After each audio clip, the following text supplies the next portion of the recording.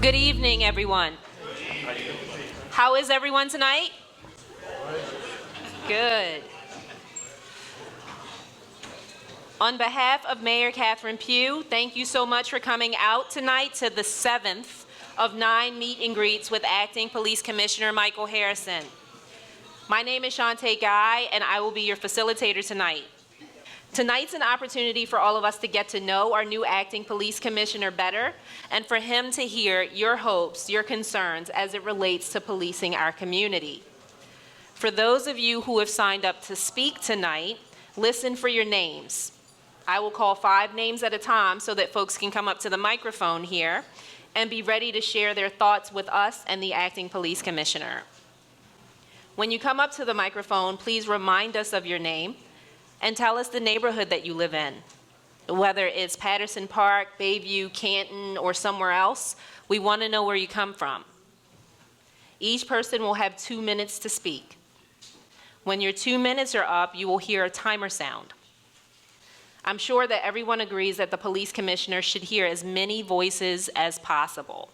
As such, I'm going to be working really hard to make sure that voices who have not been heard at previous forums had the opportunity to share their hopes and concerns with the police commissioner. It is my full intention to make sure that everyone who signed up to speak is called to the microphone. If you have a question but would prefer not to come up to the microphone, feel free to write your question down, raise your hand, and a City Hall employee will bring the question up to the front. Please join me in thanking Principal Kramer and Executive Director Lindenfelser for welcoming us to their building on this cold, snowy day. Thank you both so much. In addition to the police commissioner, I'm just going to be really transparent here for a moment and check in and ask folks not to walk in front of the camera when delivering paperwork. Let's swing around the side here. Thank you. We're live streaming for folks who were unable to make it, and we want everyone to have a real interaction with the police commissioner. In addition to the police commissioner, we're joined tonight by Major Brown, Captain Hopkins, and Officer Rivera, who's the Hispanic liaison, Neighborhood Coordination Sergeant Moreno, and Officer Crane of the Southeastern District. Thank you so much.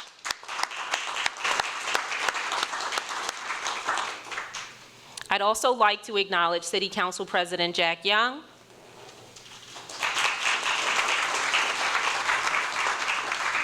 Councilman Zeke Cohen, and Public Safety Committee Chair Brandon Scott. With the administrative things out of the way, please join me in welcoming Mayor Catherine Pugh to the podium.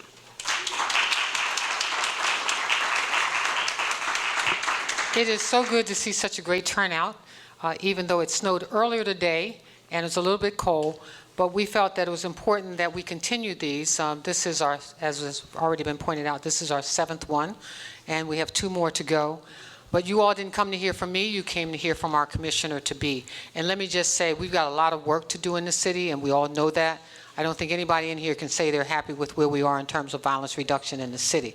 But let me just say this, it is all of us working together.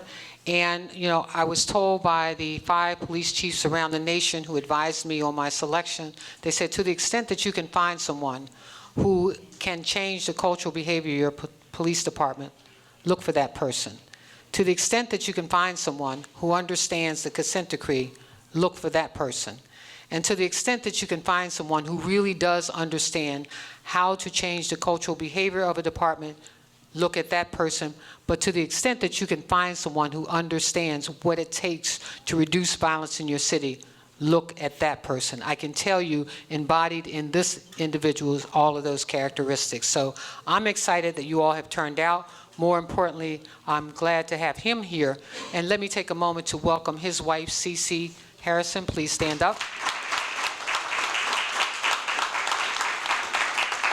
And I think our commissioner will tell you that she is along with him on this journey, and they are now Baltimoreans. Thank you all for turning out.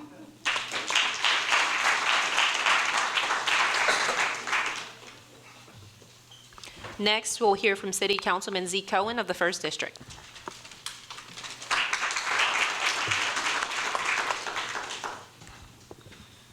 Southeast Baltimore, can we give ourselves a round of applause for coming out in a freezing cold, snowy night? Appreciate everyone being here. Commissioner nominee Harrison, thank you for coming to Southeast Baltimore. Thank you for coming to listen to our citizens in all 9 of our police districts. Mayor Pugh, thank you for bringing him. President Young, thank you for being here. Councilman Scott, my colleague, thank you. Our Team 46 delegation, who's out there doing good work for us in Annapolis, Senator Ferguson, Delegates Learman, Lewis, and as well as Councilwoman Sneed and Clippinger. Just give it up for our delegation that's working for us.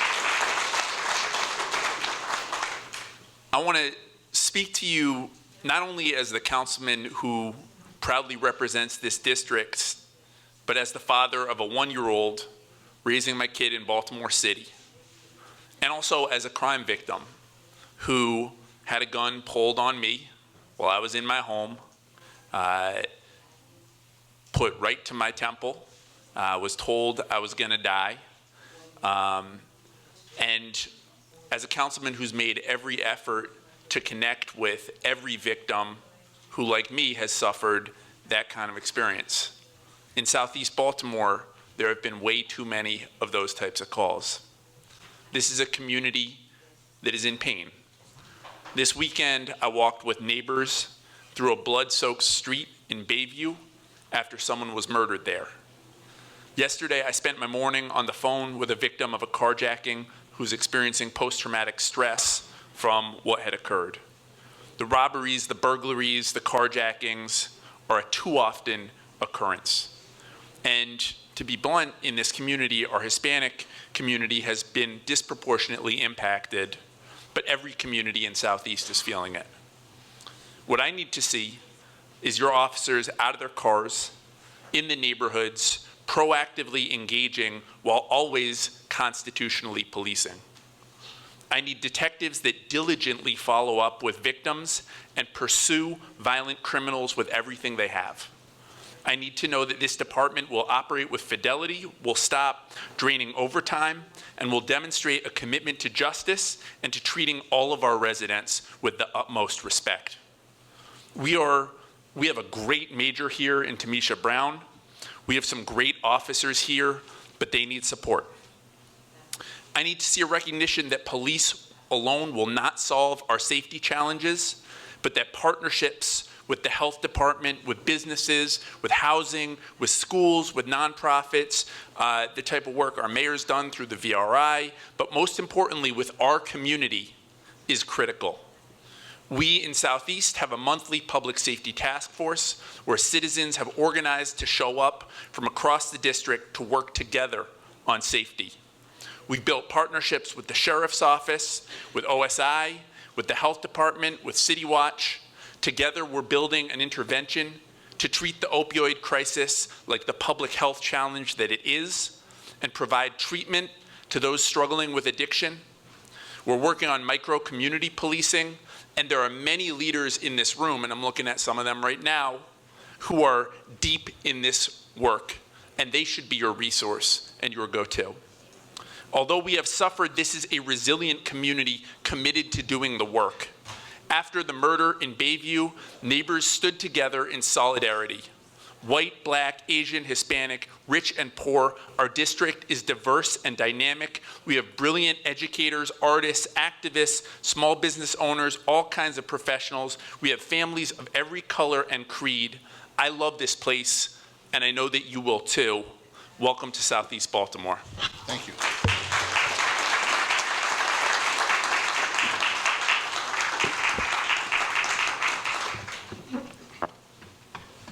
Thank you, Councilman. Now I'll turn it over to the Police Commissioner. Good evening, everybody. Can you hear me? Yes. Good evening. I want to thank you all for being out. This is so important, and I'm so impressed by the turnout. Thank you so much, especially in this cold weather that it's taking a little bit to get used to, but I will certainly get used to it. I will certainly get used to it. And so let me just First of all, thank you, Mayor, for this wonderful opportunity for assembling this group together, bringing us together, but bringing me to Baltimore. And so I certainly appreciate this wonderful opportunity. Mr. Council President, all of our council members, thank you so much for all your support. Many of you have been with us just about every night, and I can't thank you enough. We had a wonderful meeting today. Thank you for that, and I'm happy to be here and happy to be partners and part of this great team. And to the men and women of the BPD, I couldn't be more proud to be your leader, and I'm going to be your biggest advocate for all the things we need and want to be a world-class 21st century police department. And to my wife, who's been with me every night at all these meetings, but has been with me since I was 15 years old. And she was 13 when we met. We were playing together, started dating, all the way till we got married. I was 22, got married very young, and Friday will be 27 years we've been married. And so my whole life, she's been with me on this journey my whole life, and I was very fortunate. I'll tell you a little bit about my career, but she too gave up a great career because she saw the importance of this important calling. While it was an offer to lead the police department, it was really a divine calling. I accepted it, but she accepted it too. And so we took a little while, found a great place, and so we now live here and are part of your Baltimore family. But like I said, I got started 21 years old, joined the police department. I was already in the National Guard right out of high school in the Louisiana Air National Guard, where I served 8 years. But I took on some of the toughest challenges in the New Orleans Police Department, which at that time in the mid-90s, we all remember what American policing was like in the height of the drug and crack epidemic and police corruption, all the things that were happening in American policing. I took that on, and working undercover in the mid-90s, I found myself going after the city's most dangerous drug dealers, but while doing that, I found that there were always police officers tied to that. So I found myself in the middle of drug deals where police were involved, so I had no problem at that time. If they didn't care anything about my life, I didn't care anything about their career. So I did whatever was necessary to help the department, rid the department of that element, which got the attention of the chief, who then in '98 promoted me to sergeant, trained me to be a good sergeant, but then asked me to go to internal affairs to continue that work. So I went to internal affairs at the direction of the chief then to take that skill set and try to catch other police officers who were doing that kind of damage and giving us a black eye because they were just not suited to be police officers. And that continued for 9 years. 6 years as a sergeant and 4 years as a lieutenant. That work got the attention of the next chief, who promoted me to commander, put me back in narcotics, but as the commander, handling gangs and vice, intelligence, narcotics, executive protection, all of our federal agencies. And I did that for a year until the chief then put me in charge of the biggest police district, which was the heaviest populated, the biggest landmass, and had the most crime challenges. Did that for 3 years, 2 of which we were able to reduce crime in that district. But it was isolated by a river, so it was really like a city within a city. That got the attention of the mayor because of the relationships I was able to build, the reductions we were able to experience. And the mayor tapped me to become the chief of the New Orleans Police Department in 2014 from the rank of commander, and skipped me over all of the assistant chiefs. So if it's possible for me, it's possible for anybody. And so I took on that challenge in August of 2014, being the chief of the New Orleans Police Department. And it was year 2 of our consent decree, which is an agreement between the Department of Justice and our city that the department and the DOJ would agree to make reforms that are spelled out in the agreement. 492 reforms to be exact. Comparatively to this one is 510, so they're very, very similar. And so I took on that challenge while the city was the murder capital of the world at the time, and we were experiencing extremely high violent crimes. But over 4 years working with the great mayor and then with the second great mayor, we were able to reduce crime in a number of categories. And then last year in 2018, we reduced them in all the categories, having the lowest murder rate in New Orleans since 1971. So it was like a 40-year drop. But that was the work of a great team, and while I got the credit as the leader, it was a multidisciplinary approach, working with all the entities, council member that you name, housing and sanitation and public works and all the nonprofits, all the for-profits that provide services to all of the people who are in need of services, and certainly treating the drug epidemic as the public health crisis that it is, not necessarily a criminological issue, but working with both of them. And so I've had a lot of success there, and I hope to bring lessons learned from New Orleans to Baltimore. And so I'm certainly honored and thrilled and humbled to be able to accept the mayor's offer to lead the Baltimore Police Department and to bring those lessons learned here and apply them so that we can work with her team and all the resources that are available to us with this public health crisis to help reduce violent crime in a very strategic way, identify the small subset of the population that are committing it, and go after them in a very strategic way while doing it in a very constitutional way, creating reform within the department that's very much needed and changing the culture so that the Baltimore Police Department can then rise to be a very high-performing department that services your needs, delivers high-caliber, quality public service while doing it in a very constitutional way where we're tough on crime, soft on people. And so with that, that's just a little bit about me, but I really came to hear from you. The first part of any plan is to assess what it is that you have, who you have. And that's what I've been doing over the past week and a half, and I'm certainly honored to be here in your district to hear from you so I can now develop a strategy with your concerns to go and self-correct the things that are in need of correction to make this department the department you pay for, you expect, and you deserve. So thank you for being with us tonight.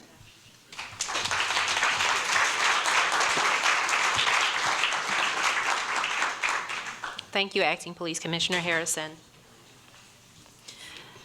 As I mentioned at the onset, for folks who are not interested in coming up to the microphone but have questions, feel free to fill out the forms that are on the side here with city staffers, and they will bring questions to me. With that said, I will start with a question that was submitted by the audience, and then we'll go about calling folks who have signed up to ask questions. Your first question of the night is, how did you complete your due diligence on Baltimore to assure yourself that you would not be treated like past commissioners? How did I do my due diligence? For starters, in a conversation with the mayor, when she asked me what I needed, I said, I'm not ready to answer that. I need a commitment from you on what the department needs. What resources can I get and can we deliver to make sure you have the resources you need? So before we talked about anything about me, I wanted answers about what it's going to take to give you a world-class technology, world-class, latest, greatest resources, the tools needed to be successful, so that when we start to change culture, it's not tools that we need. So that I need to know that what the things that you're going to need to be successful in implementing a consent decree, creating culture change, total reform in the police department, and building systems of accountability, some of which are technological, some of which are leadership, that I would be given the resources and that they will be available, though they will be very expensive, that we had a commitment to doing that. Otherwise, I didn't believe I could be successful taking the job. I got that commitment. I felt assured that we would have that. Otherwise, I would not have accepted it. And so I can't speak of what happened with previous commissioners. What I can tell you is that I gave up a 28-year career of a city that had reduced violent crime, reduced the murder rate that had the lowest in 40 years. We increased citizen satisfaction from the year I started with the previous chief that was at 29%, and I left citizen satisfaction was at 67%. And the consent decree when I started was at 18% compliance, and I left it at 93% compliance. So I was sitting pretty high. I probably could have stayed the chief for the next 10 years, but I felt the calling to take on this opportunity, to take the lessons learned and come and assist this mayor and this council and these citizens in this police department in doing now what we did then. And I can't speak to what happened to previous police commissioners. I'm honored that I've been asked to come join this team, and I'm happy to be here now. And I think what's important is that I'm here now. Thank you.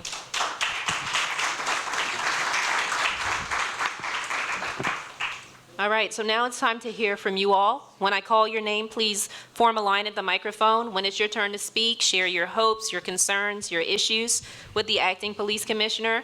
Remember to reintroduce yourself and tell us what neighborhood you live in. We're streaming this live for folks who were unable to join us tonight, so please be sure to speak directly into the microphone. Brad Smith, Juan Nunez, Travis Ducote, Arch Town. Scott Goldman. When you're ready, sir. Thank you. Brad Smith, Patterson Park neighborhood. You just brought up technology. My question today was, what role do you see technology playing in Baltimore City Police Department?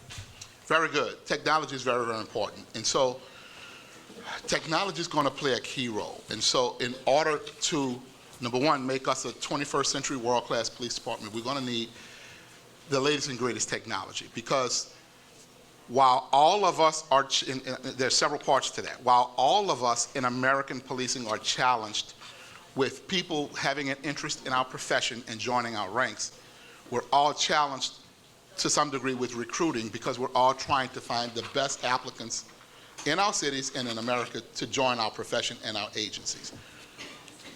That being said, we need to be able to have smart initiatives that reduce burdens. And so to the extent that there's some technology that can reduce the burden, because the next best thing to bring in people is to reduce their workload. And so initiatives that reduce burdens, like a really robust online reporting system where minor property crimes and other nuisance crimes, rather than asking for a police response, the citizen can go on a tablet or computer and file a police report. And we can communicate electronically. Instead of paper documents, creating a digital environment. So all of the paperwork that's being handwritten is a digital environment where you write something, it gets sent through the internet to where it needs to go, like digital citations. And I think the time for handwriting citations and reports is long past. And a really robust digital environment where we can schedule, we can staff, we can evaluate, we can monitor, we can discipline, all in a digital environment saves man hours.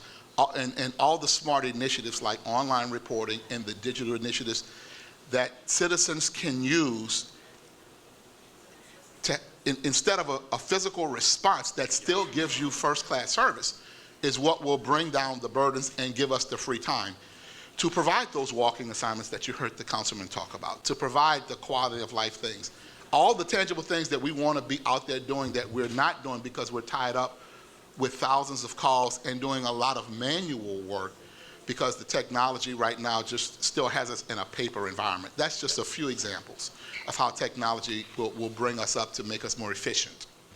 Thank you, and Thank welcome to Baltimore. Thank you.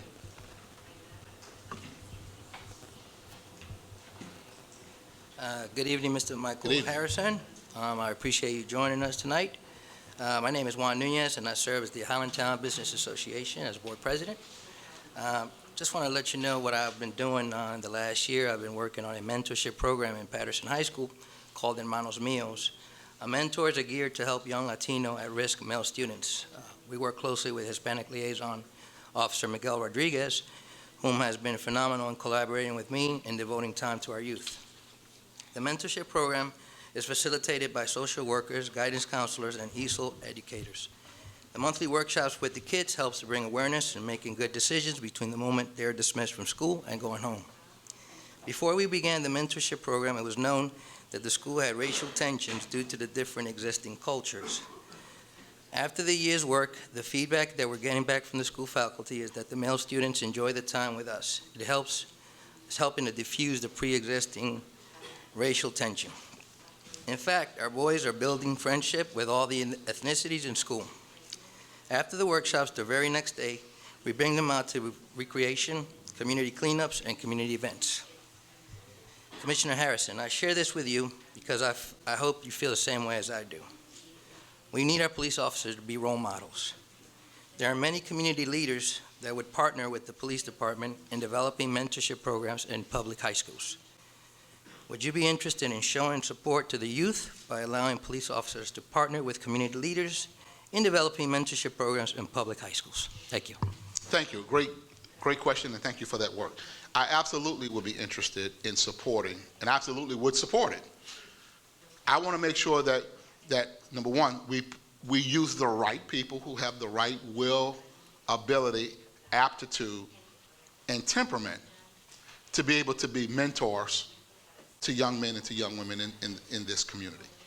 We want to make sure that we build the right systems, because for every person I put in a program like that is a person who's not out patrolling and being visible doing all the other things that we so desperately need. So right now, it's important that I make high-level assessments of what we have, who we have, what works well, what doesn't work well, and how to get what we need, how to get who we need, to make sure we can, like I said earlier, build those systems of accountability, build this technology infrastructure that produces the kind of technology that can reduce burdens. The faster I can reduce burdens, and the faster I can build more free time, and the faster I can put more officers in the field being visible and dealing with violent crime, preventing it, displacing it, apprehending people who commit it, seeing to it that they get the punishment they deserve, while at the same time working with groups like you to mentor, coach, cultivate, and develop young people to make good decisions. We want to do that.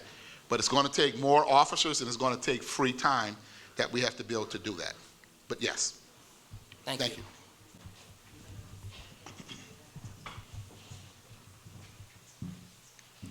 My name is Travis Ducote. I'm from Highlandtown. Good evening. Just want to give a little context to my question. Mr. Harrison worked with a private company called Palantir in secret without the knowledge of the city council in New Orleans to surveil citizens, had constant budget overruns during his tenure, and is exploiting a loophole in Louisiana law to collect a $160,000 per year pension while working here.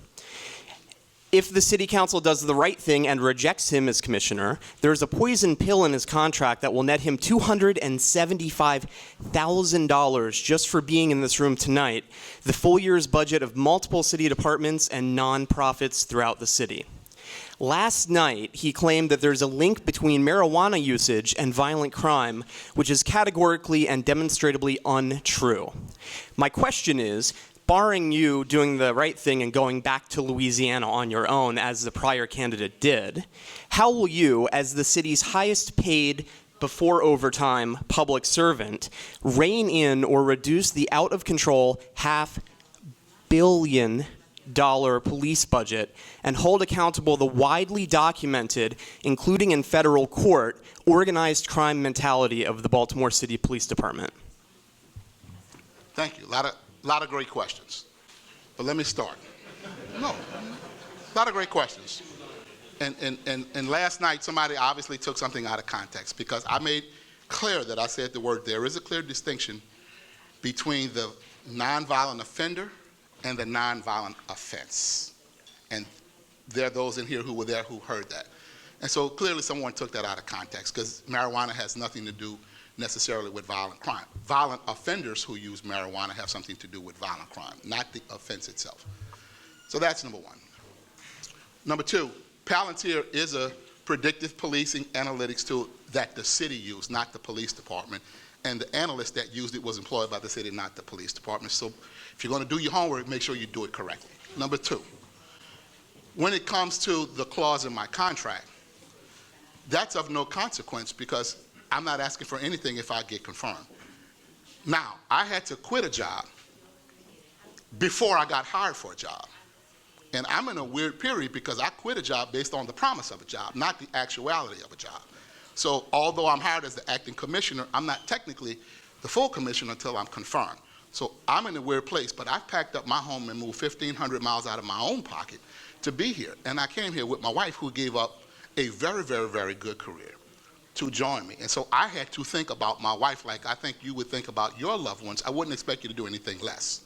So I had to assure my wife that while I left New Orleans and left a good job, and she left a great job, while I wasn't yet confirmed by a council, that I'm in a weird place. And so I had to have that satisfaction for my wife and for my family. And when it comes to the other thing you said, which was what, because you said a bunch of things.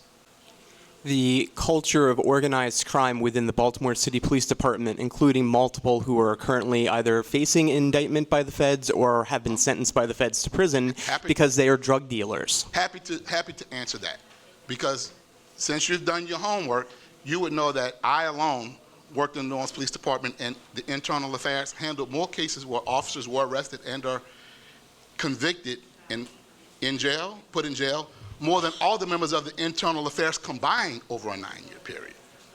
And that's how I feel about that level of behavior. And so I stand on that. I can't predict what will happen in the future, because it hasn't happened yet. What I can tell you is go back and check what I did in New Orleans. But check it correctly this time. Just to clarify, I'm sorry, Thank just you. to clarify, Thank you for your you question, sir. retired and you are receiving a pension that is 4 times the median household income of a Baltimore City resident without any promise of another job. You could have retired and taken that full boat and gone anywhere. You came here, but regardless, you're not here out of the goodness of your heart. Thank you, sir. Well, before you walk off, let's give each other the courtesy of looking each other in the eye. I gave 28 years of my life to the New Orleans Police Department. I gave 28 years of my life. There were many times I almost lost my life. I buried officers who lost their lives. I went to funerals of citizens who lost their lives. So I committed my life to the New Orleans Police Department. And I will, at some point, have an end to my time in Baltimore. I don't know when that's going to be, but when I fix this, there will be an end. But that's what I earned for a 28-year career. I would not, and no one in this room would ask you to give up what you earned in your career. You're not really retired.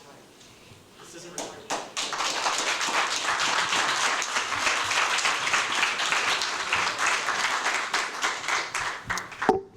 Good evening. When you're ready, sir. Good evening, Commissioner Harris, Good evening. and thank you for your service. My question will be way different from the last question, I promise you. So my name is Arch McCowan. I'm Safety Chair of the Patterson Park Neighborhood Association. Here in Patterson Park and Southeast Baltimore, I've been here for 12 years. Wife and we're raising 2 kids here. We're very passionate about the community. So I guess my question is 2 parts. So our relationship with the Southeast Police District, I would say, is fairly phenomenal. A shout out to Major Brown, who I've known her for some time. She's come up through the ranks. She's from Patterson High. The Southeast District is the best district of police in Baltimore City. I'll tell you this first and foremost. So we can give them a shout out. Thank you. Thank you. And their officers show truly compassion and empathy towards everybody here. So I guess my question is, how do you, out of the 9 districts, how will you see tailoring policing from one district to another and to give them the autonomy? Because a lot of my neighbors say, I want to see police walking the beat. I want to see more patrol cars out there. I want to see this or that.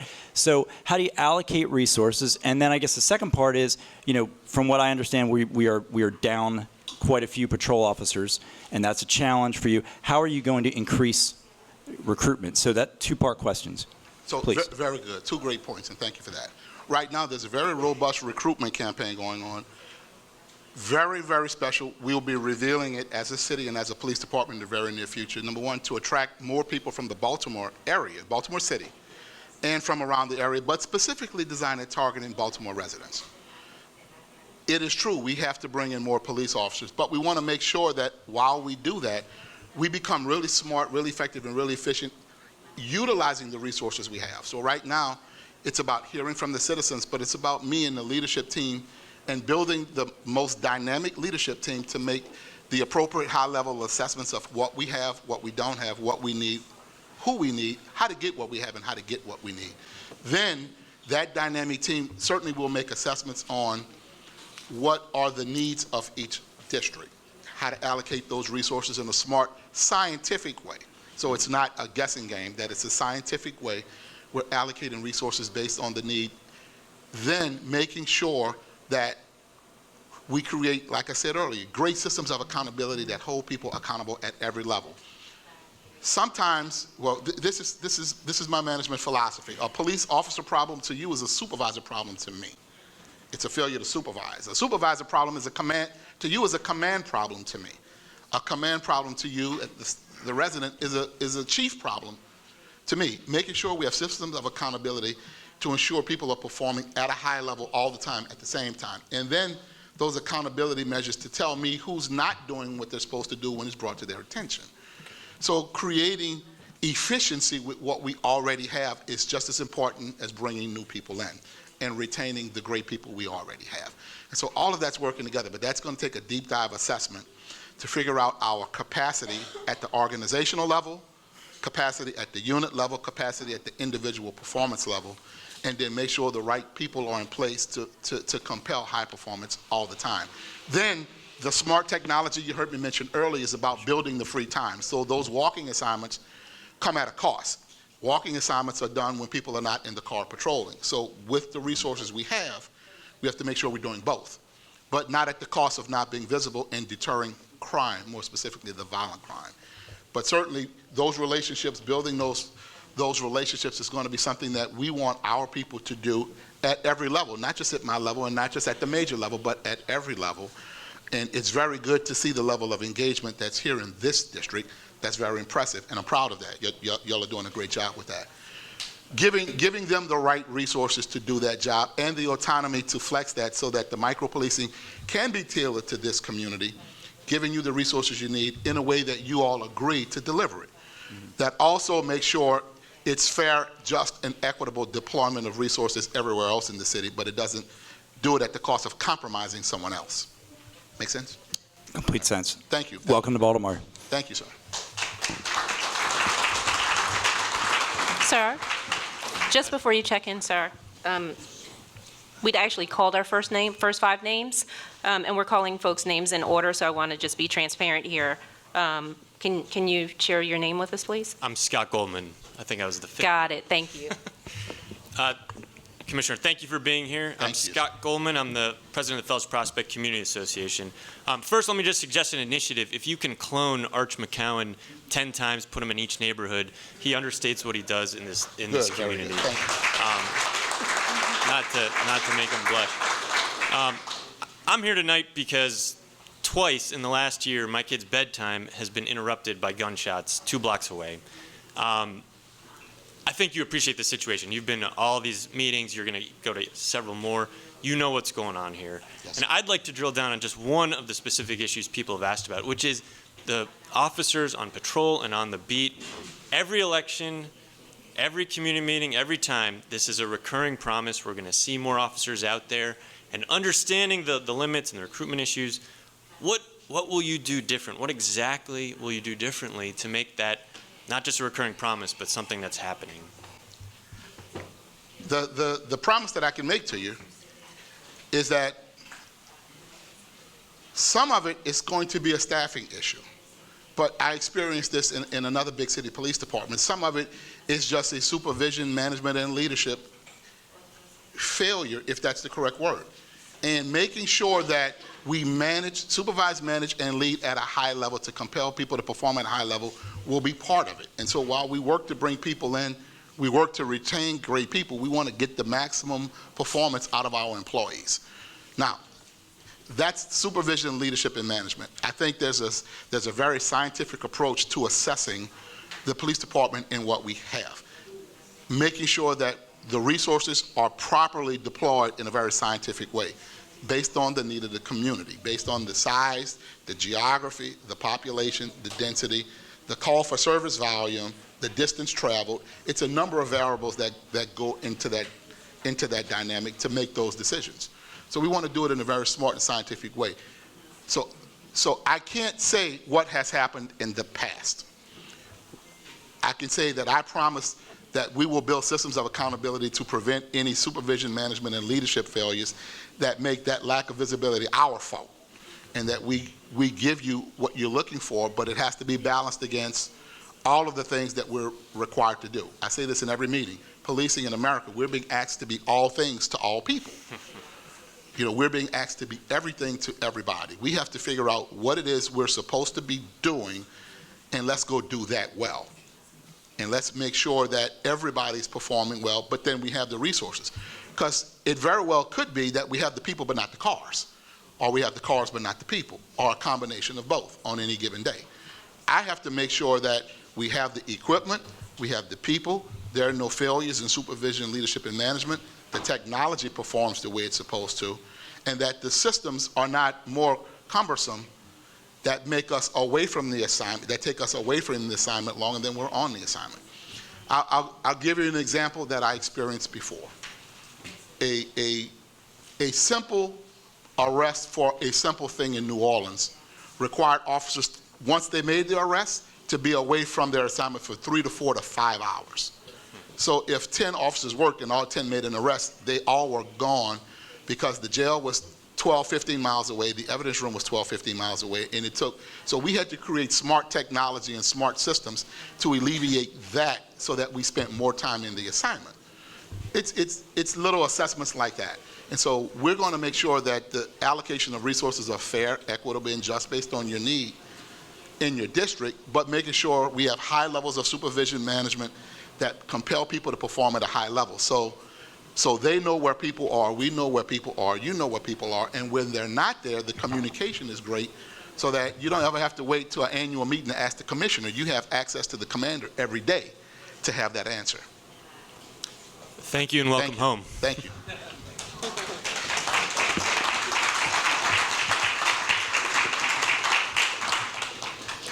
We have another question from the audience.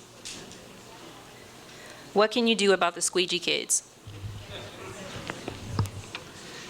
I experienced that just the other day in a couple of parts of town, and it is not unique to Baltimore. It is something that's happening in every city, every single city. What I've been briefed on since I've been here is that the city actually is offering opportunities to these young people, and what we want to do is a combination of, number one, making sure they're not doing that, but giving them constructive things to do and ways to earn money so that they don't have to do that.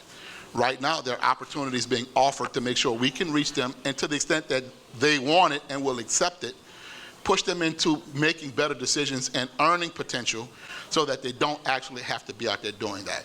What we don't want to do is for all the people that talk about high visibility of police, is take police and criminalize that, and then they're away from their assignment.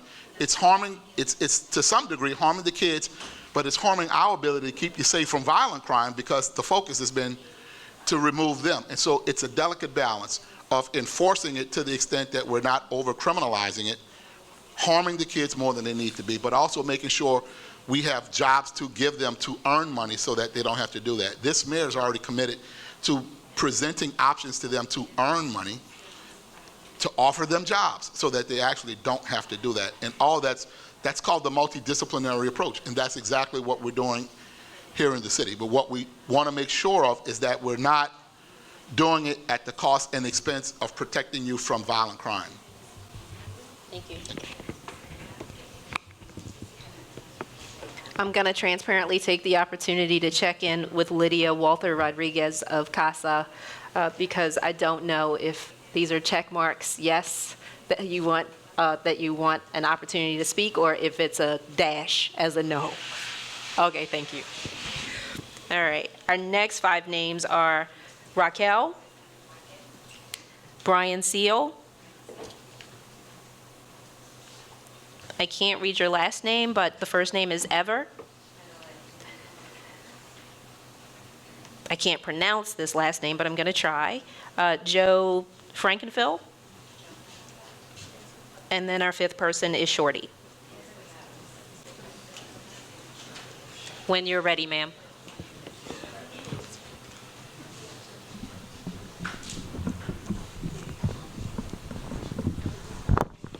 And to check in for folks who need translation services, we're going to lengthen the amount of time that they get to speak, given that there are some translation time periods that need to happen in there. Thank you. When you're ready. Okay, buenas tardes. Mi nombre es Raquel Rojas. Good evening, my name is Raquel Rojas.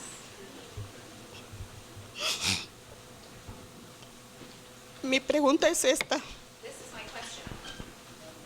¿Usted qué puede hacer para entrenar a sus policías? What can you do to train your police officers? Que cuando uno les pide ayuda, puedan responder para ayudar a una gente que es latina. Repite la última parte, por favor, señora. Para que pueda ayudar a una gente que es latina cuando pide ayuda. What can you do to help Latino people when they ask for help? El día 31 de diciembre December 31st, fui atropellada. I was trampled or hit by a Estuve car. gravemente mal. Aún tengo sangre en el cerebro. I was very seriously hurt. I still have blood in my brain. y yo pedí ayuda con varios policías y simplemente me dijeron, busca en la web. Yo dije, no And sé I- usar la computadora. I asked for help from many police officers, and they told me to just look online. Buscan el web y... En el web y tú vas a encontrar. Yo dije, no sé usar la computadora y me dijeron, And they told me busca you a would alguien. find it online, and I told them I don't know how to use the computer, and they told me to find someone who could. Ajá. Yo fui a la estación de policía y también hice esa pregunta que si alguien me podía ayudar. I went to the police station, and I also asked that question. I asked if somebody could help me. Y me dijeron que eran tantas tablillas que habían en la calle, tantas cámaras que habían en la calle que no se podían enfocar, y que solo a mí me atropellaron. And there were so many cameras out in the streets that they couldn't even focus on one in particular to see where they ran me down. Y entonces mi coraje, mi rabia, porque yo no tengo una respuesta hasta este momento, que ya van casi 2 meses. My courage, my anger is that I don't even have an answer for something that occurred almost 2 months ago. Yo le dije al policía, ¿qué hubiera pasado si yo hubiera atropellado a alguien y hubiera dejado tirada a la gente? I asked the police what would have happened if I had run somebody over and I would have just left the people lying there. Y no iba yo a llegar a mi casa y ya están 5 o 6 patrullas esperándome porque yo cometí un delito. And I wouldn't even be able to get home because there would be 5 or 6 police officers waiting for me because I had committed a crime. Y él me dijo, no seas sarcástica. And the police officer said, "Don't be sarcastic. Eso, o sea, ¿por qué estás diciendo eso? Le digo, porque es la verdad. Le digo, Why are you saying that?" He said. I said, Porque "Because it's the truth." Porque en mi caso llegó la policía al lugar donde me atropellaron Because in my case, the police arrived to the place where I was run over, y no hizo nada por seguir mi caso. and he didn't do anything to follow up with my Y case. yo personalmente anduve buscando y no conseguí ninguna respuesta. And I Y hasta el personally momento nada. went looking, and I couldn't find any answer, and even till this day, I don't have an answer. ¿Qué es lo que puedo hacer? ¿O qué puedes hacer hacia la comunidad latina? No solo por ser latina no me van a ayudar, solo a los blancos los pueden ayudar. What can I do, or what can you do to help the Latino community? Is it that you're just not going to help any Latinos? If we're not white, you're not going to help us?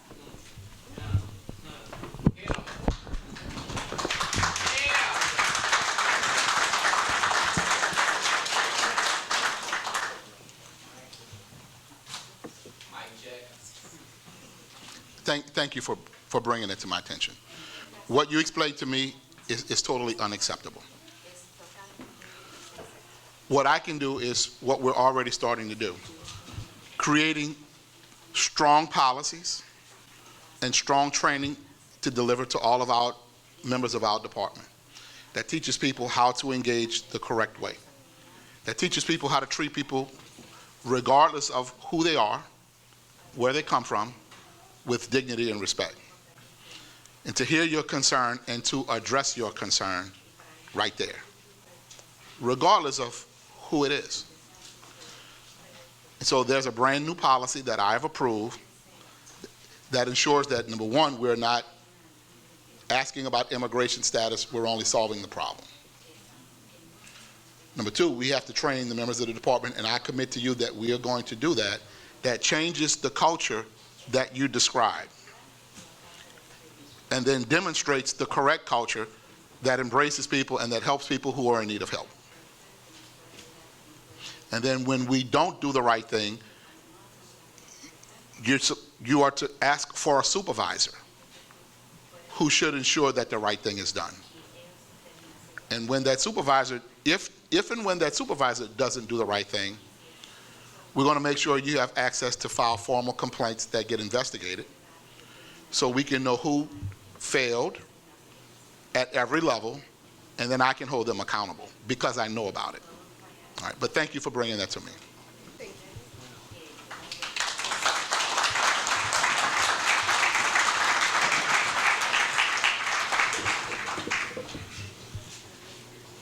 Good evening. Good evening. My name is Brian Seal. I live in Upper Fells Point. We've been under consent decree for a year now, Despite the work that's been done, many in Baltimore don't know what's going on with those reforms and think that it's fizzled out or just don't care. This has manifested itself in this district with some people supporting the Hopkins getting their own police force. Unfortunately, a large part of Southeast Baltimore doesn't seem to see the issue with the police department beyond thinking that the police are not doing enough to be tough on crime. This is the other side of the two Baltimore problems that we have here. So the first question is, how are you planning to engage this part of Baltimore, preferably with examples from your time in New Orleans? And second, I've watched a few of these meet and greets, and you seem to say all the right things and seem genuine. I'm hoping that your experience, you're ready to hit the ground running.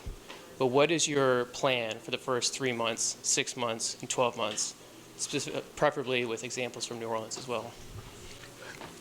Thank you. Great question. And so, from what I know, I do not believe that this has ever happened, where you, the community, have an opportunity to come face to face with a police commissioner who's not yet the real commissioner, but is the acting commissioner. So I think by design, we're on the right track, and I'm hoping that this will continue. And so anytime that I can be in a meeting where you can ask me direct questions, I'm happy to do that. I want to make sure that you're connected to our commanders, so specific questions you have about your community, your neighborhood can be answered in real time. But I'm happy to always engage any part of Baltimore, specifically this part of Baltimore, in any way and as often as I can.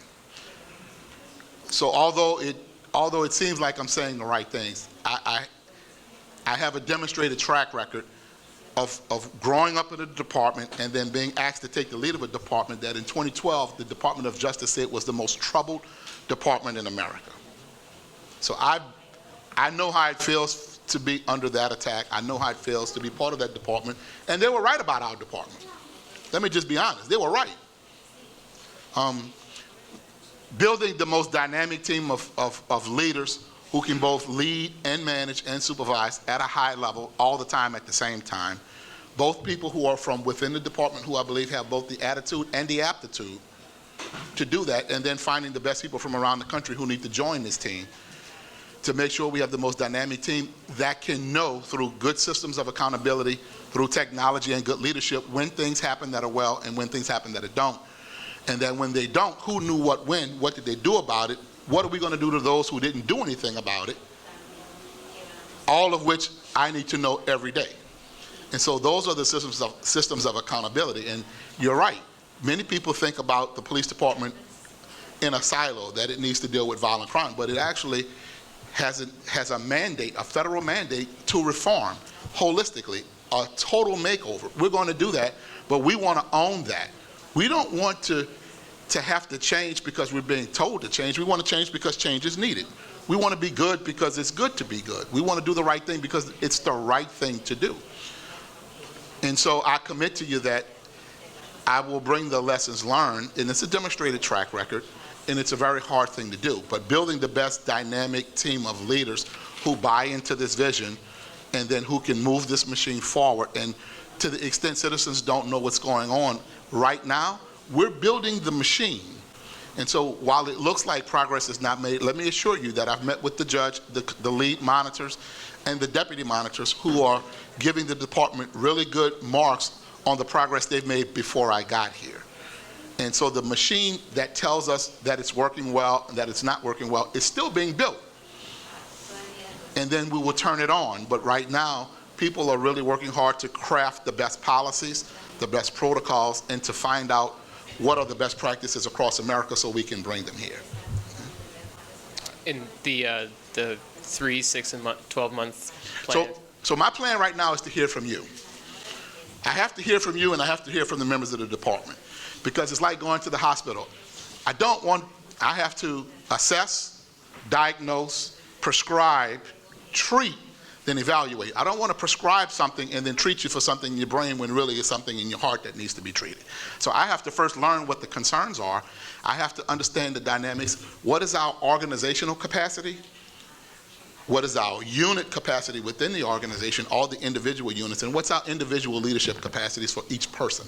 And then make sure we put the right people in the right assignments who can deliver and make it better and help us build this machine. But I first have to assess what we have, who we have, what we need, and how to get those things, and then put them all together to make a great dynamic team to start creating this culture change. But it's first making those assessments.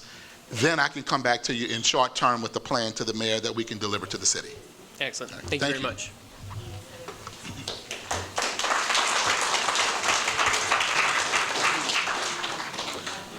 Hi, Good evening. my name is Ever Castillo.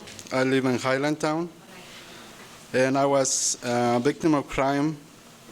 And I just want to know, what plans do you have to help and prevent the crime to the Latino community? Business owners in Baltimore are afraid because there is too much crime. Even we are afraid. We are living in Highland Town. It's almost 1 year already.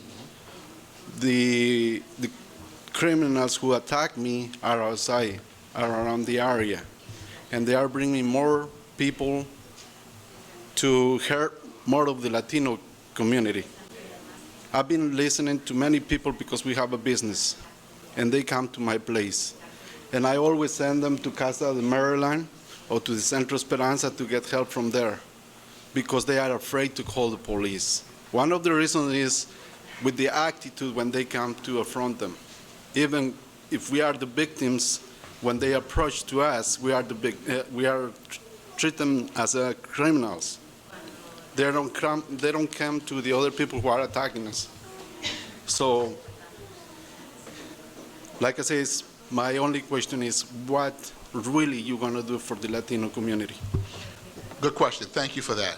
And so, like I've said, it is my duty to make the assessments to understand what the police department can do and can't do, and then to go create the best leadership team to correct that, so that we can be smart about how we give you our resources, how we patrol, how often we patrol. But I need to make sure that we're being effective with what we have, that we're bringing in new people, that we're retaining our people, that we're building morale, and that we're making sure people are performing well every day. All of that works together with violent crime, with reducing violent crime, but it doesn't work by itself. It works with all of the issues that make people choose to commit crime.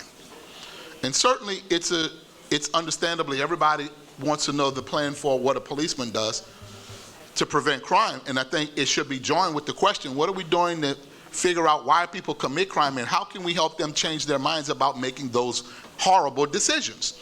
That's the multidisciplinary approach that we're using to deal with lack of housing, bad education, lack of skills, lack of jobs, lack of opportunities, mental health, drug abuse, alcohol abuse, conflict resolution skills, parenting skills, environmental issues. All of those things are being addressed by the Violence Reduction Initiative through the mayor's office, and the police department's a partner in that. But we have to make sure that while we address why people commit crimes and help people not make those decisions, make sure we have strong consequences so that we can deter them. Because if they're getting caught by the police and getting out and they don't fear the consequences, they're just going to keep committing those crimes.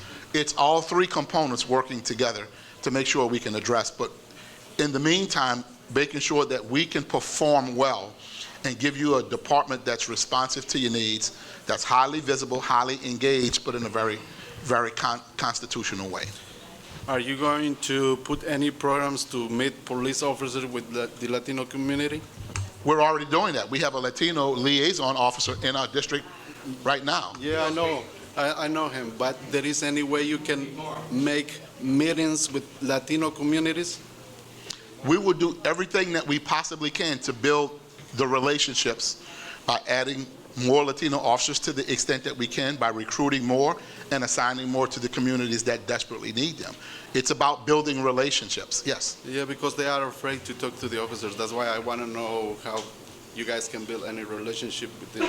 We absolutely want to do that, and we'll do that. Thank you very much. Thank you. Thank you, Ever. It's good to see you again. Sir, can I check in with you just for a moment? Yes, you may. Can you share your name, please? Yes, Joe Francavilla is the one that you had Thank you not so able much. to read, so sorry about that. No Joe worries. Francavilla, Fells Prospect neighborhood. So first of all, thank you to your wife for making the sacrifice. I appreciate you acknowledging her because that is a huge sacrifice on a family. I initially checked no, but I then changed and said yes based on something you said in your opening. And since I'm up here, I have 3 other questions, so I'll make it a 4-parter. The first question, which I think is longer, is you talk a lot about interagency approach to problem solving. How can we have an interagency approach, or how will you approach this if some of the heads of agencies don't yet have the trust of Baltimore City residents for a variety of reasons, whether it's they're new, whether it's they haven't earned it? So when we talk about making those interagency connections, just if you could talk about how to work within a team where not everyone has trust of the community. And then the other 3 are real fast. One, you just talked about the ways to make sure that people don't want to commit crimes to begin with. And we always talk about education. So would you be in favor of reversing the police budget and the schools budget? Then another one is short is, will you commit to doing at least one of these every quarter, every 6 months, whatever it is? I can't remember the last time Commissioner Davis, Batts, Tuggle had a regular scheduled one where we can actually have a conversation with you instead of having to find people in the street. And the last one, this is so petty, and I just want to acknowledge that this is really, really petty, and this should be number 5,000 on your list. But right now it costs $13 to get a police report if you want a copy, and it's using an arcane FOIA statute at the state level, which is being abused and misinterpreted. So if you could add that to your list of number 5,000. There's a lot of people in the city that can't pay the $13 or shouldn't have to pay it, so just add that to your list, so once crime is solved, you can tackle that.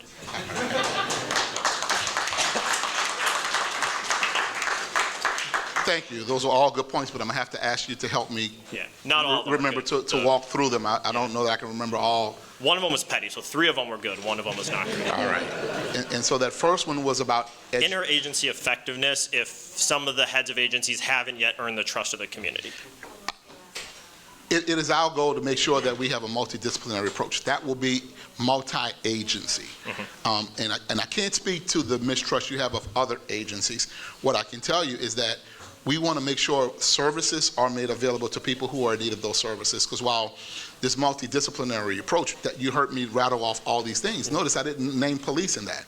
So most of the issues are really not police issues, although we're being charged to fix them all.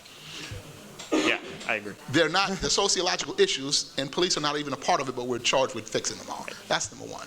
But when it comes to education, you asked a very complex question. It is much, much harder to answer than it was for you to ask. So the answer to that is, when you see us become more effective and more efficient, that's a very conversation that I think we touched on earlier, and it's a great question.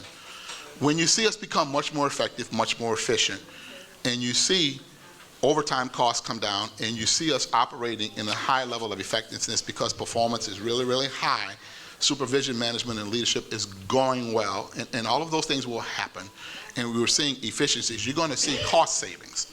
Now, I think you're asking to take money away now to fix a problem now. The answer to that... I just wanted to introduce it into the conversation. Happy to have the conversation. I think I knew what the answer was. But the problem is, the problem of violent crime exists now, and we're dealing with a department that needs transformation now, that costs a lot of money now.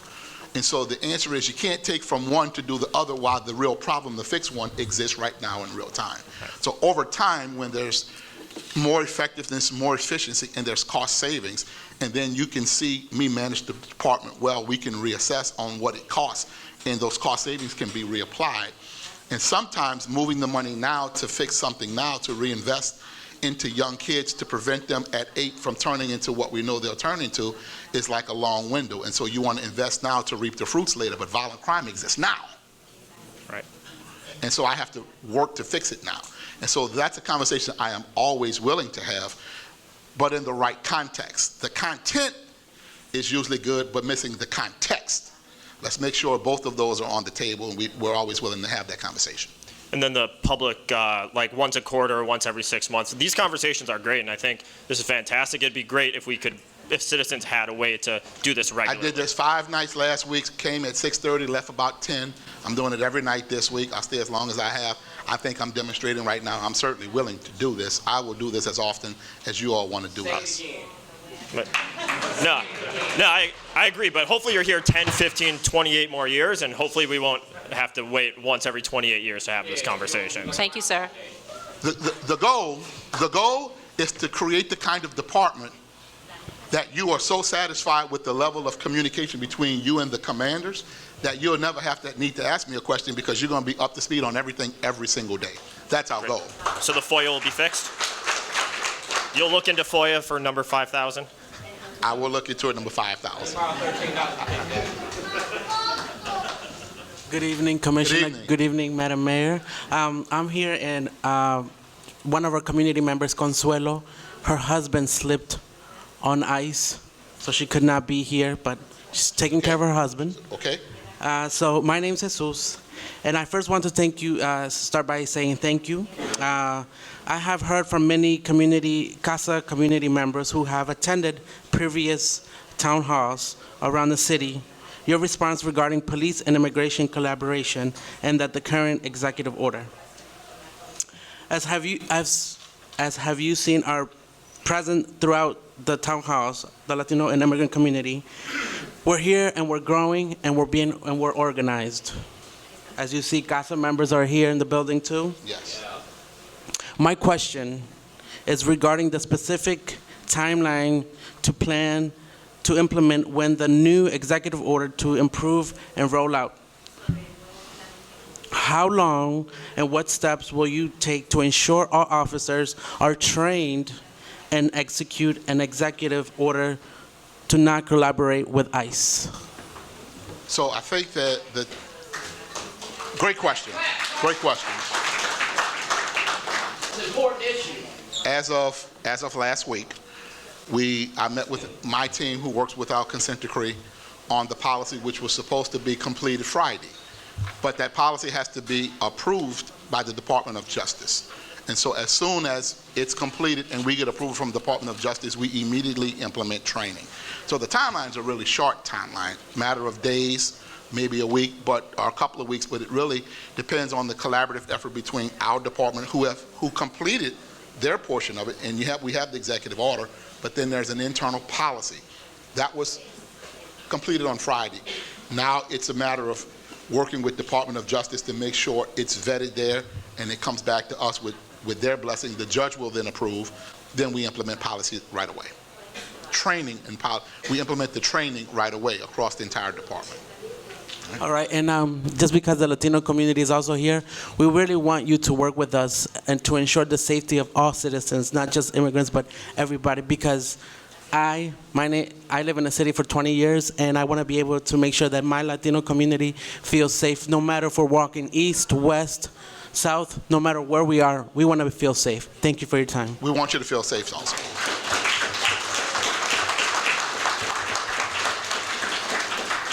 How you doing today? My name's Shorty. Everybody know me.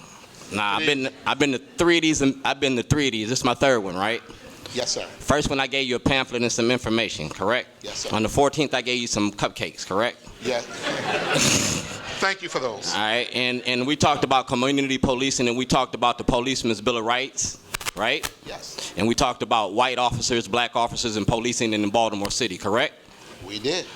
Guess what happened to me 3 days ago? Take a wild guess. One of your white officers accosted me because I was videotaping them doing a drug thing, all right? All right? I gave him 20 feet. He came over there and actually put his hands on me and threatened to lock me up and charge me with hindering prosecution or something. I don't know. Guess being black in Baltimore. You know how that go. You know what I'm saying? So me and you already had that conversation. So here go my pen and paper. I need your phone number, because the next time that they bother me, I want them to call you, because we had this conversation, correct? Here you go. My number on the back, I want yours on the front. All right? This ain't no trick. Ask them. All right? Because we had this conversation. I need your name. This is mine. Here go my number. Shorty. Yes, sir. Shorty. Yes, sir. You can reach my office, and you have that number. I want to reach you, because reaching your office, they put me on hold. Reaching you, I get direct contact. Because if the police put their hands on me, you're going to be hearing directly from me. I have no problem hearing directly from you. I'm hearing from you I'm now. hearing from you now, because I come to see you. You know what I'm saying? I'm hearing from you now. Met me, that I'm going to be an upfront, in-your-face type person. I'm one of the founding members of the Baltimore block. We police the police. Been policing the police for a long time. You feel me? This is what we do. Okay. All right? So I need the protection from people like officers in there that puts his hands in and threatens and intimidates people on camera and don't care and then hide behind the badge saying he's doing his job. All right. Did you file a complaint on the officer who you believe committed a violation? I file a complaint, but I put it on camera. I'm going to file it on Friday. And I'm going to bring the complaint with me when I see you on Friday, because I'm coming back on Friday. Okay. And I'm going to see you in Annapolis. Okay. Because we have a date. Anytime your police act up, I'm going to be there. No problem. Thank you, Shorty. Thank you. But I had your number. I need his number. Can I have your number? Shorty. Hey, Shorty. Yes or no? Let me ask you a question. Yes, sir. Let me ask you a question. I'm easily accessible to the community. Let me ask you a question. All right. I am the leader of the police department. Yes, sir. And I have people that are in leadership positions, sir. management positions, and supervision positions. And all of them. So I will be happy to give you my number. But if I did that work for you, then what are the people? Are you going to let me finish my question? I gave you the honor and dignity of listening to you thoroughly. Now, I have people to perform all those tasks, and you've heard me say in all the meetings, and three of them you've been to, that we're going to have systems of accountability where we compel people to perform at a high level, and there'll be consequences for those who don't. Now, I'm asking you, if you have a complaint, please file a complaint. Let it go through its process, and if there are issues that you are not satisfied with, there are mechanisms to address that. All right. There are mechanisms to address that. I hear you. But if I step down out of the commissioner's job to do another job, then who's going to be the commissioner? I asked you to do a job. I'm asking you to do what you're here for. Remember I told you do your job and lose your job? We got a different accountability here. This ain't the same protocol that's been going on for the last 20 years here. If we go with the same protocol, we're going to get the same results. So we're going to step your game up. So Shorty, just if I could check in for a minute. Yes, you can. So sounds like looking for an accountability chain and direct access to that chain. Yeah. Can I recommend that you and the police commissioner talk after the session tonight? I gave my number here. Call me. We're going to talk? Yeah. Great. Thank you so much. All right. Mic check. We have a couple more questions from the audience. How do you plan to coordinate with the state's attorney to ensure that violent criminals don't become repeat violent criminals?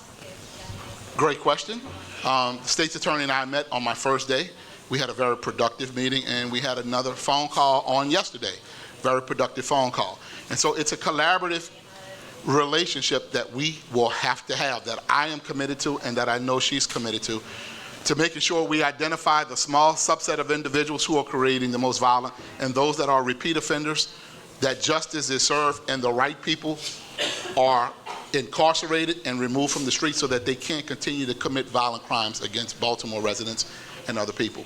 That's a relationship we have to have, but it has to be a concerted, collaborative effort to make sure that our people are performing, that there are no gaps, that the training is really good, and that exists in her agency as well, and that both agencies have to work together. I'm committed to that process, and she's told me that she's committed to it as well.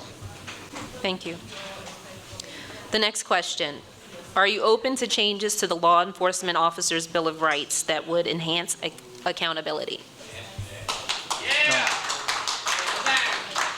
So I am absolutely looking at the Maryland Police Officers Bill of Rights to make sure that, number one, it's fair, it's just, it's equitable, but it serves the department and serves the community, and that when people commit violations, that they can be disciplined appropriately. And if it requires me asking for law change, I am certainly willing and able to go and do that. I can't say what will happen in the future, but I can say that I am about culture change, I'm about behavioral change, organizational change, but I want what's fair, and I want what's just, and I want what's going to work. Thank you. The next group of names are Diane Corbett and Pat Lundberg.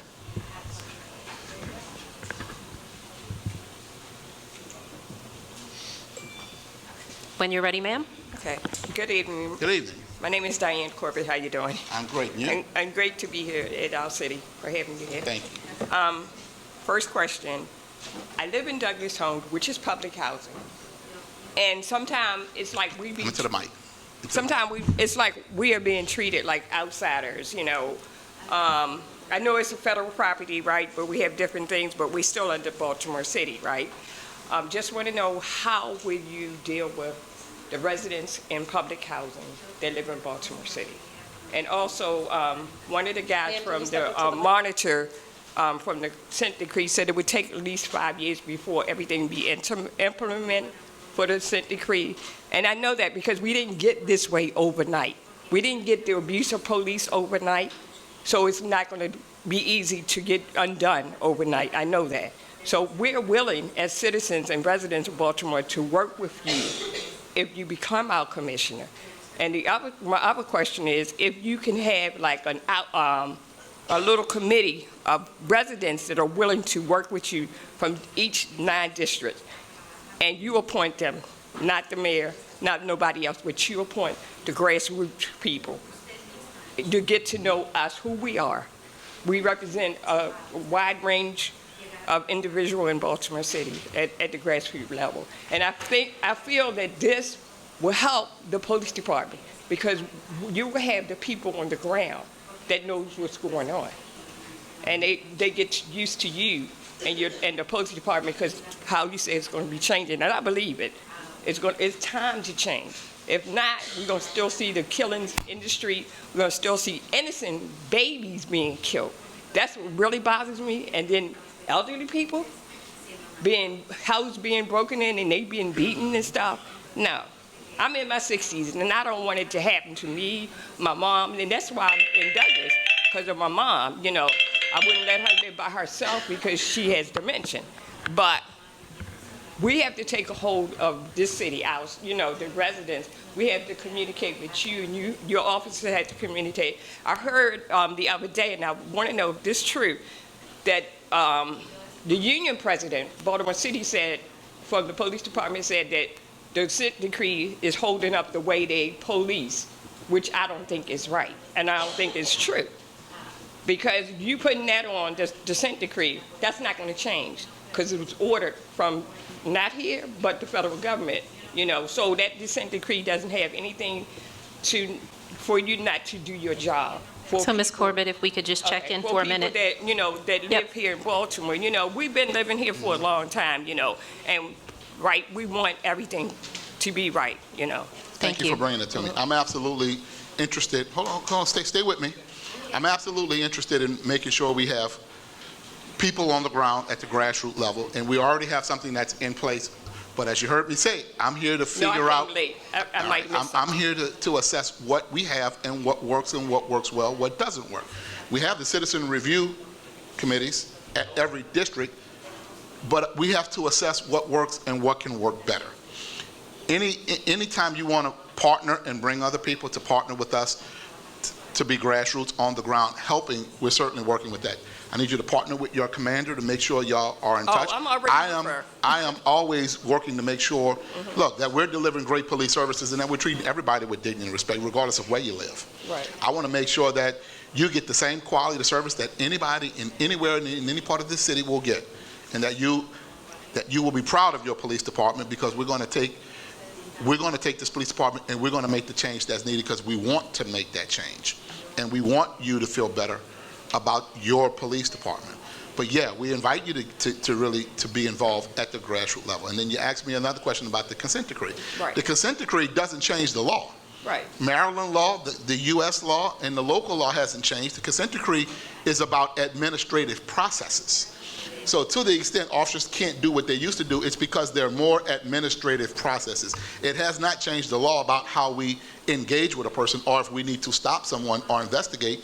We still have the right to stop somebody that we believe is or is about to commit a crime. That's Fourth Amendment, and that hasn't changed.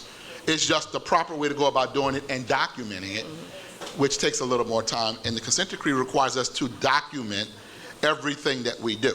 So there are more administrative processes now than we used to have. So to that extent, there's more work we have to do. It's not preventing us from doing our job, it's just more work to do. Does that make sense? Right, I understand Yes. that, but you know, I understand that, and I'm gonna sit down in a minute. Well, I was going to ask you to sit down, but I think you asked the question. I don't know if I heard the police commissioner answer it. So I wanted to circle back on Ms. Corbett's question about how you plan on engaging with folks that live in housing units, as it appears that you feel like a second-class citizen and really looking for I want you to have- meaningful engagement with the police department. I want you and anybody in housing developments to have access to me and any member of our police department, just like any other citizen would. And I'm happy that you're here tonight. And so we will work to make this department accessible, and me, to everybody. Okay.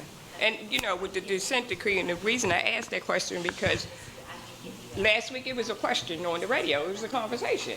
And I think it was the police union said that that's why the officers can't do their job. And that's a lie, you know, because you making excuses when people are dying in the streets of Baltimore City. You should, I mean, you put on that uniform and you put your hand up and swear that you're going to protect the residents of Baltimore City. You can't back up and say that the consent decree making you not be able to serve the people right in Baltimore City. That is not right at all. You know, you don't need to be an officer, to me, personally, if you're going to take that position, you know.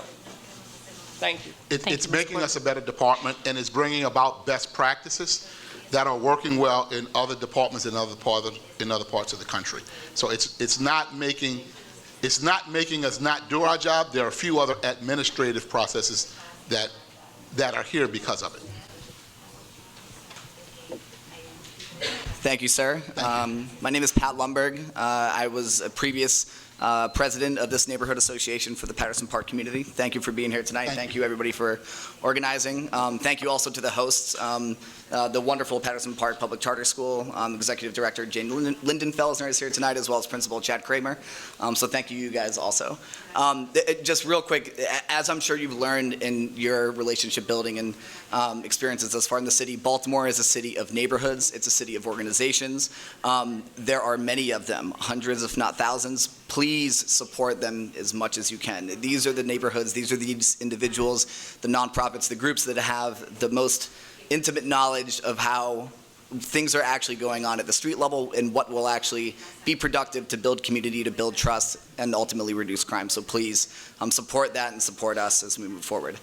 My specific question is about retention and morale, mainly at the command and at the staff level. You mentioned a few times tonight your leadership throughout the districts. We've been blessed to have some great leadership in this district, and currently with Captain Brown, who we're very excited about being promoted. Sorry, former Captain Brown, now Major. It took so long, but that's part of the issue. It took so long.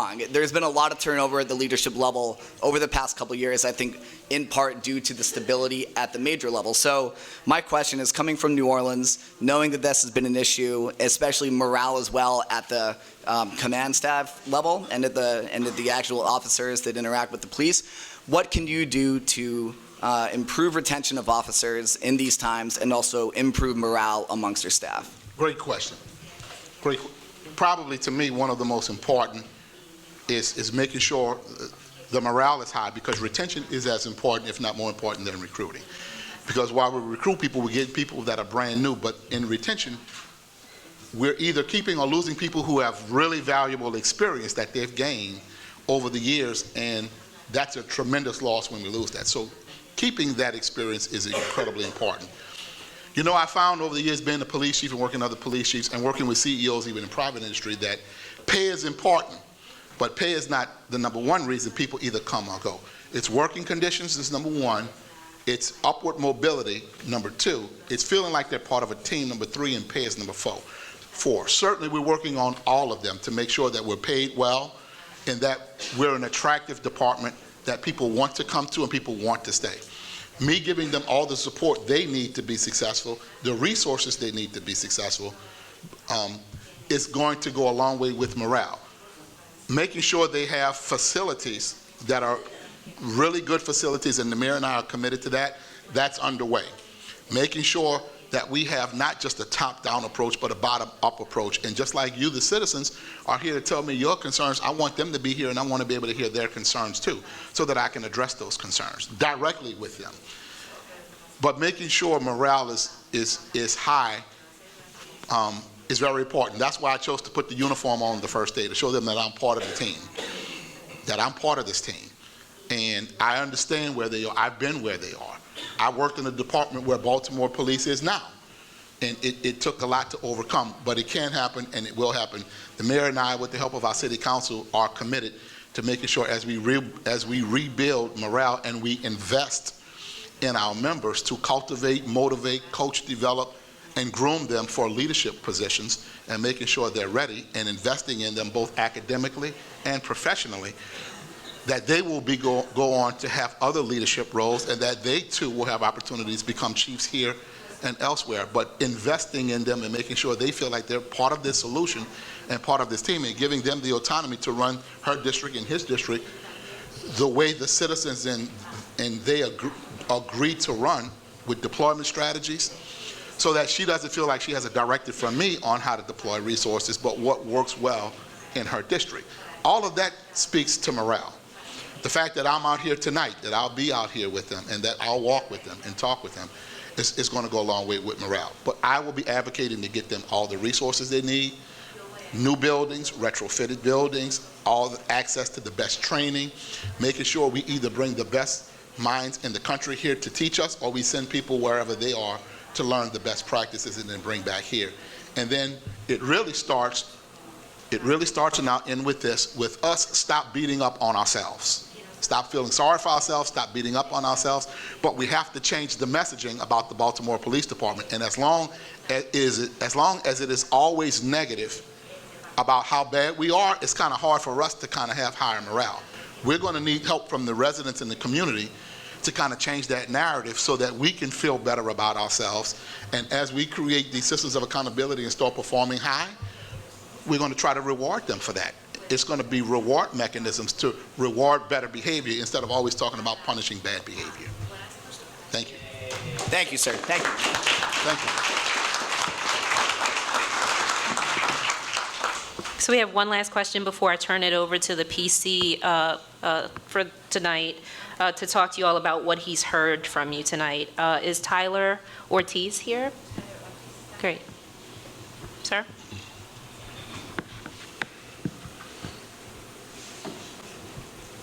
Good evening. Good evening. I'm Tyler Ortiz. I live in the Patterson Park neighborhood. So I have a few friends who are officers in the academy. They work with training, they work with recruiting, and they told me a couple things that were a little alarming. Things like there's not enough resources allocated to the vetting process, the background check process. My question to you is, what are your plans to improve that process without spending money? Because, like my man said, you guys have $500 million, so. That's a good question. One of the first things that I was challenged with coming to Baltimore was obviously the recruiting process. We had the challenge in New Orleans. It's here in Baltimore. It is in every city in America.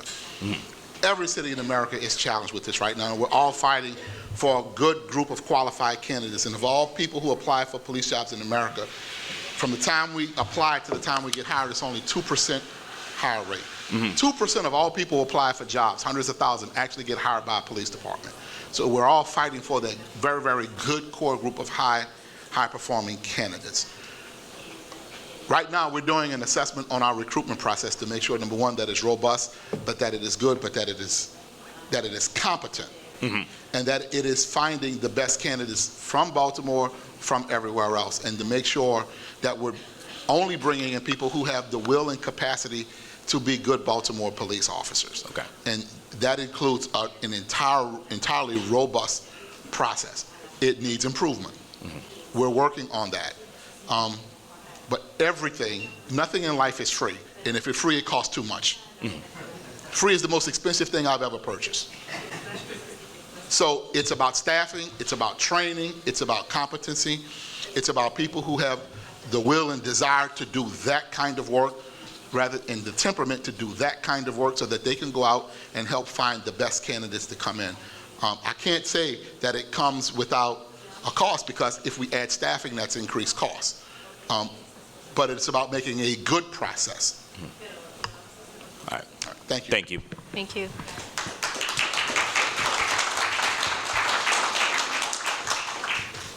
Mr. Ransom, it appears that I missed your name. Cliff Ransom. Good evening, sir. This is Cliff Ransom again. I had a follow-up question, and it really speaks to, by one sentence of background, my last 47 years has been spent in the investment business, and I spend all of my time evaluating corporate and business cultures. And I know how hard it is to create a culture. But I want to say that my experience with the Baltimore City Police is that they are far more professional than the environment in which they have to work. We have both a political class in this city which has mistreated this police department so severely over the years. And I very much resonate with your kinds of language about discover root cause, PDCA. I mean, I hear the language. And I hope that you have the kind of support that you need and not the kind of support we've seen tonight where some of our senior officials have been busy on their cell phones all night. I can tell you that I've been told that I'm going to have the support. And in communicating with our mayor, I would not have taken the job if I didn't think I'd have the support. Now, I gave up, like I said earlier, a great career. I gave up my family. I gave up my friends. I kicked my kids out of the house. It's going up for sale there so that I can't go back to make sure that I'm here. I would not have done it if I didn't think I'd get that support. I wouldn't have done it if I didn't think I had the skill, knowledge, and abilities to deal with the political environment here, regardless of what it is. I had no idea what it is, but if I didn't think I could do it, I wouldn't have taken the job. And if I can navigate the political waters of New Orleans, amen, brother, I can go anywhere. But I'm happy, but I don't want to go anywhere. I want to be here. Thank you, sir. Thank you.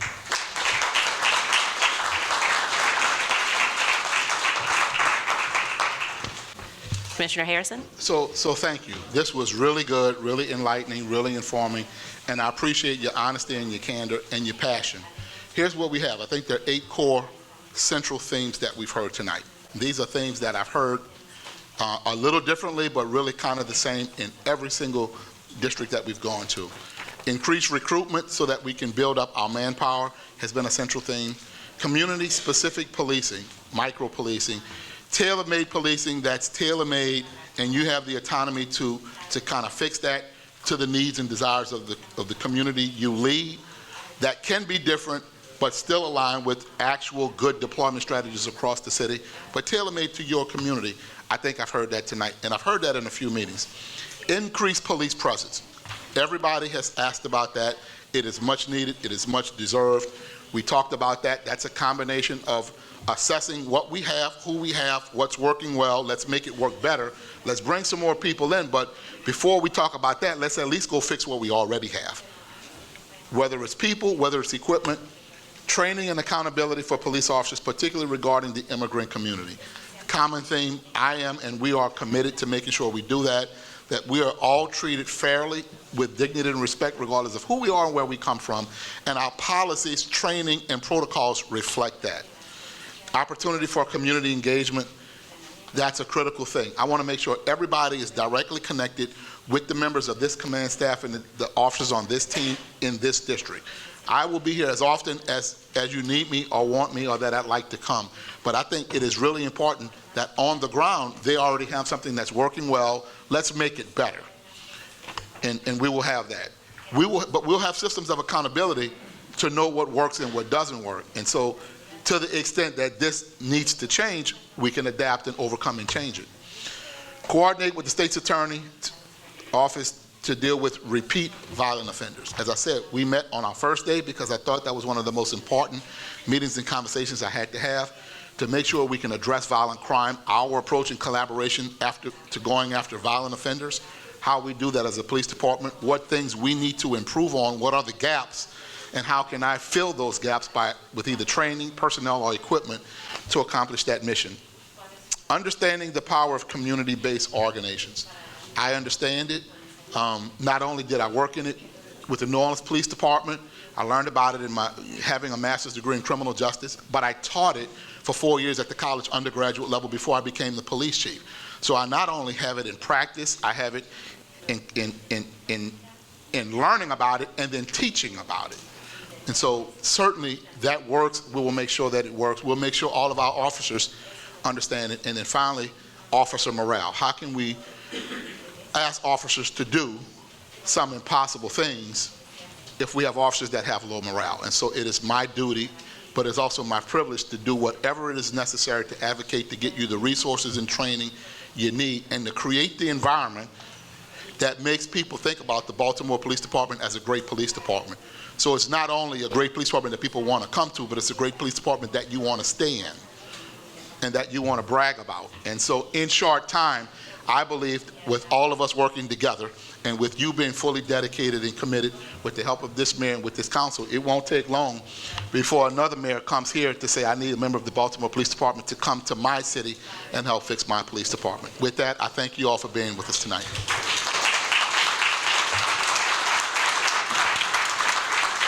Thank you, everyone. Let's give our acting commissioner another round of applause. Let me give a shout out to Allie Smith, our Office of Community Engagement, for being with us. Thank you for your work. Our Office of Neighborhoods, all of them are around the room. They helped to coordinate this meeting as well. Thank you all for being here. And a shout out to our MC, Shantae Guy, for being here and emceeing this tonight. And I see the members of our Violence Reduction Initiative. Thank you all for being here as well. And just a reminder, since we are in the school, that we have certified at the state level our cadet program, which means that our children coming out of high school, and April 26th is our citywide recruitment, business recruitment and jobs fair for our young people.